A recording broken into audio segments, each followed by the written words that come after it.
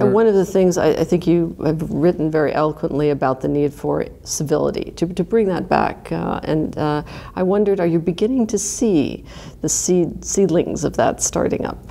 I think we are. I think there is a recognition among political leaders at all levels that we have gone past a line that makes politics cheap and tawdry and untrustworthy and more combative than it has to be.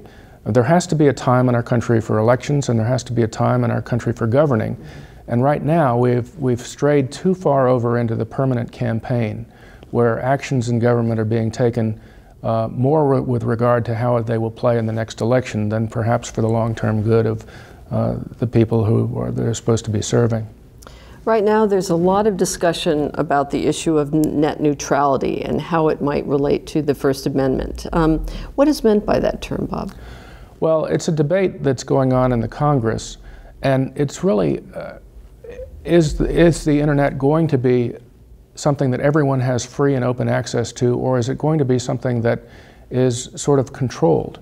And what we don't need is a lot of government control in the businesses of internet. I think what we need is more of what we have with National Public Radio, which is a really true and balanced set of reporting that unfortunately has become politicized. So what we're seeing is a shift from anything goes on the internet to a shift where major corporations are shaping the news outlets and buying up more and more of the news outlets and putting them under corporate control in one set of small number of hands. And of course controlling the speed of transmission, which will damp down people staying with any particular issue. We need freeware, we need shareware, and we need open access. And people need to be able to trust sources that they can find on the internet rather than have them controlled in a small number of hands or by the government. I thought it was interesting, Al Franken, as a lot of people know, is very active in this area right now, and I think it's important. Because then it seems to me that you potentially end up with two classes. You have different economic classes. Now you have the class of the informed versus the uninformed, which again falls in, not surprisingly, into the who has money and who doesn't. And obviously for electing leaders, it seems to me you must have an informed citizenry. It's everyone's obligation to follow the news as best they can, as they understand it, as they want to become involved in their communities. And what we need are people who are going to find outlets that they trust and participate in their community's affairs. The more people who are turned off by politics and turned off by the news of politics, it just leaves politics in the hands of fewer and fewer special interests.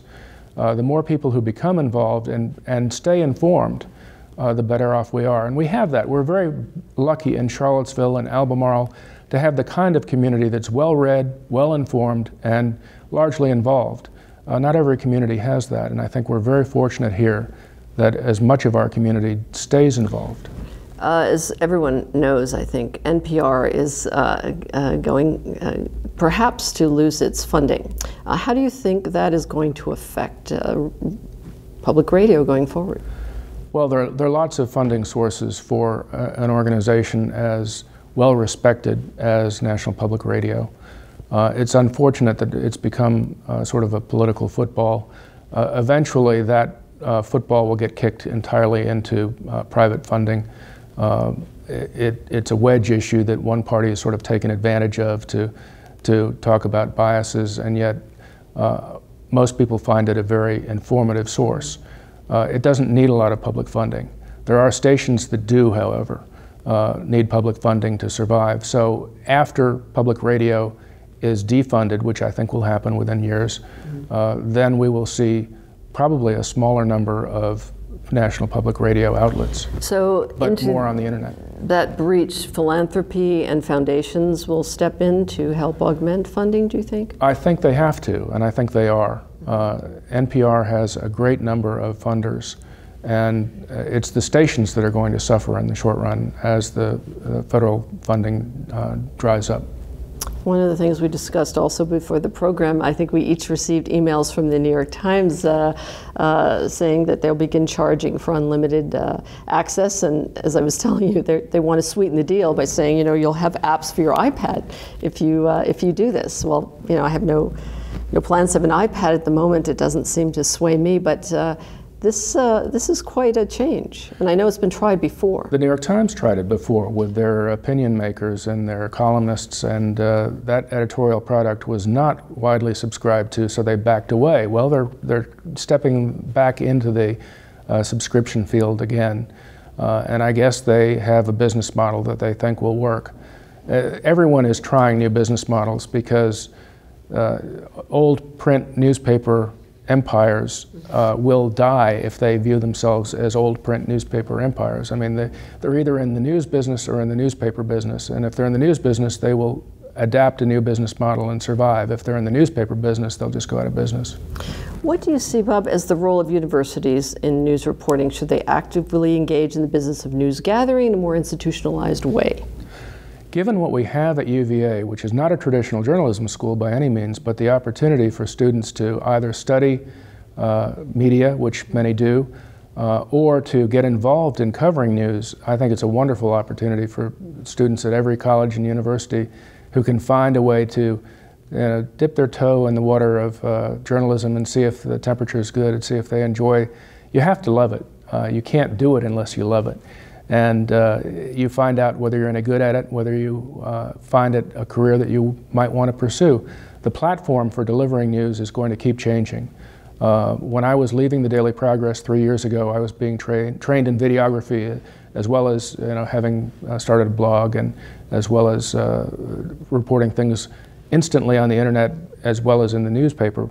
So those platforms keep evolving as technology changes. The opportunity in college is to study all of these platforms and find out if you're really interested in news. And many students get the advantage of good experience at places like the Cavalier Daily or WUVA, where I worked.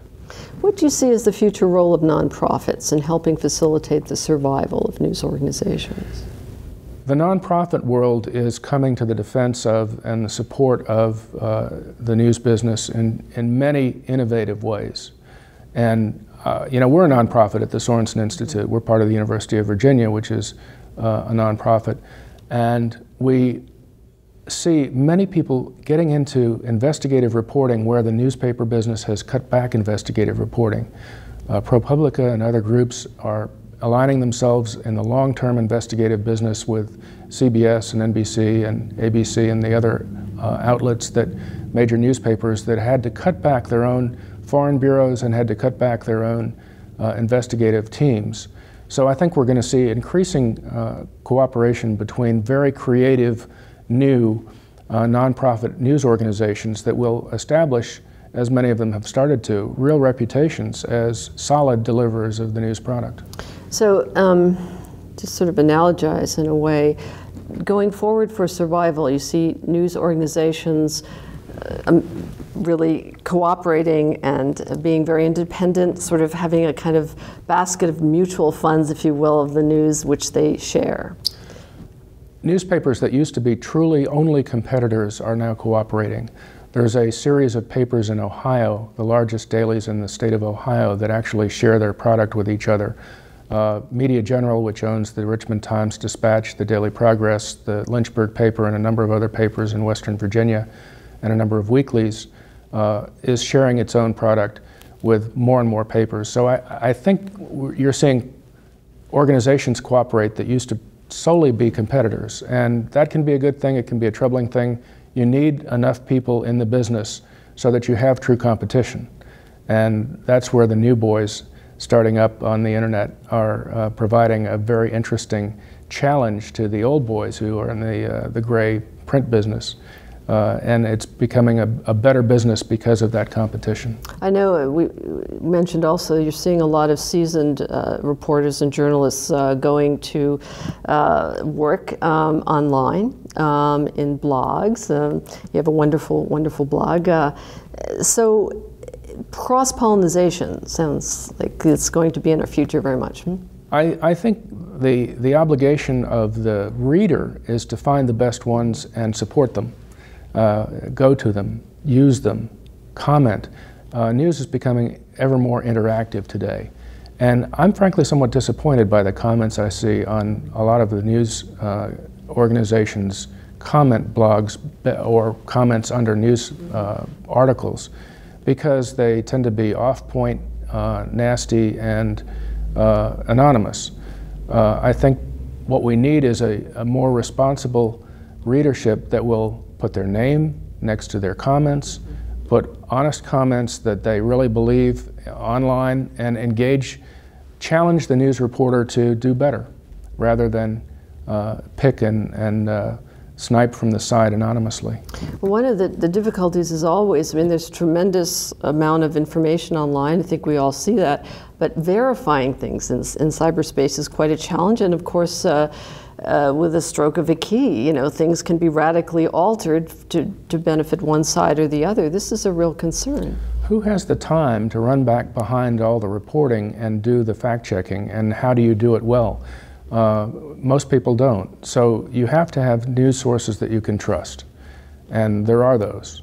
And you have to have ways of communicating with them and helping them improve, so that you drive the ones that are sleazy and inaccurate out of business, and you keep the ones that are accurate in business.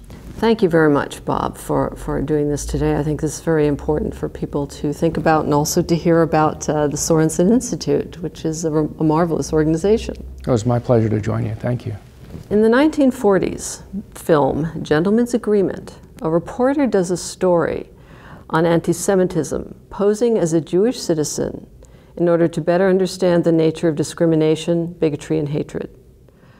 At the end of the film, his mother reads the story with pride, noting that the tree of our democracy is always known by its fruit, and speaking truth to power, or to our neighbors, which might actually be harder in some cases, is worth the risk, however difficult.